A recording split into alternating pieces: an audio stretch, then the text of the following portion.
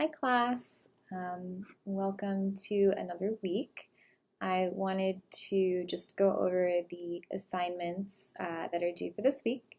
So by Thursday, by tomorrow at 11:59 p.m., you should upload your background statement that you wrote last week to the discussion board forum. That's your initial post for the discussion forum this week, except it's due tomorrow, due Thursday, instead of being due, Saturday, like the discussion posts traditionally are. So you're just uploading what you've already written and submitted for your background statement. And again, this part in the Rogerian argument is sort of just helpful background, contextual information that will help the reader understand the multiple perspectives that you're about to talk about for one of the sections that you're writing this week. So, for instance, if you are, writing a Rogerian argument on, should we legalize gay marriage or something like that, you're going to give some context about, where that debate is at right now in the country, what states have legalized it, sort of the relevant background on that topic, like when it was totally illegal everywhere, etc. So that is needs to be uploaded tomorrow night. And then for the response posts, you are doing 2 peer reviews using the peer review worksheet that is linked in this announcement and also in the table of contents in the content section. So make sure you complete that worksheet as your method of giving peer feedback. That worksheet is due Tuesday, so you should give 2 responses to your peers' background statements by Tuesday. And then you also have some reading, so you need to read section 4.4 in the textbook in conversation, and also the article linked called Playing Dumb on Climate Change. Your assignment for Saturday is to complete the rhetorical analysis worksheet on this article. And I won't say why, but this article is significant and the rhetorical analysis work that you're doing is significant. So don't give that assignment short shrift just because you have other things going on. It will come back and reappear in some way. So do attend to that. That's due Saturday.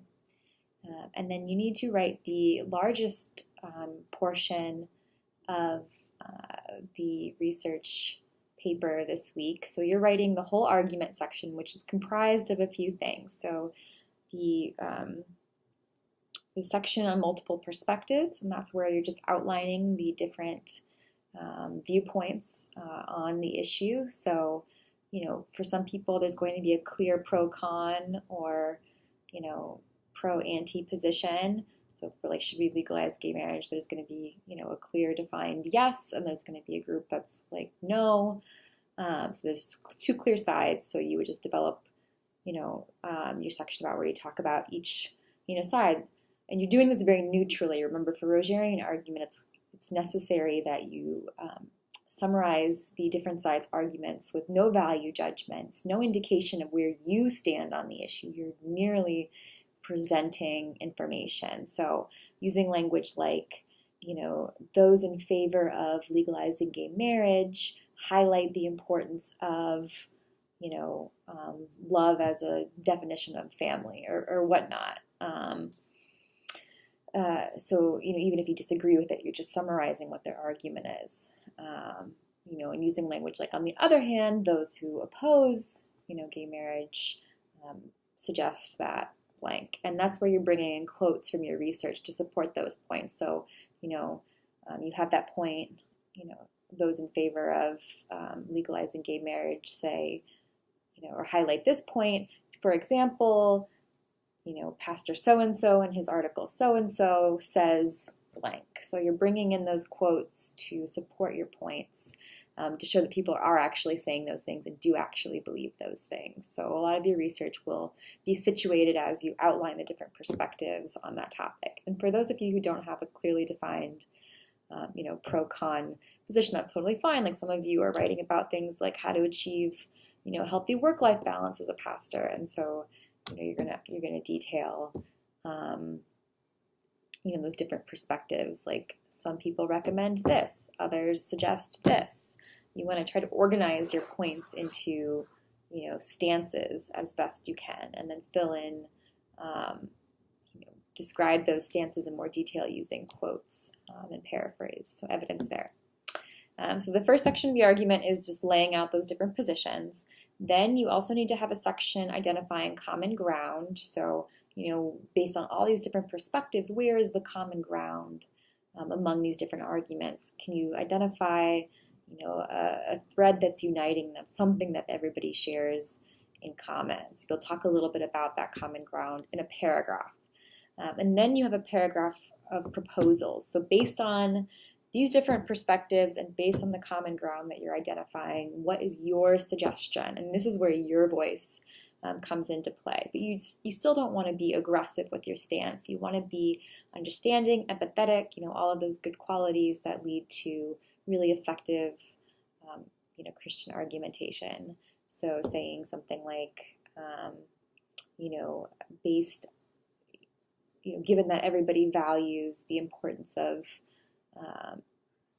the importance of family, I recommend, yada, yada, yada.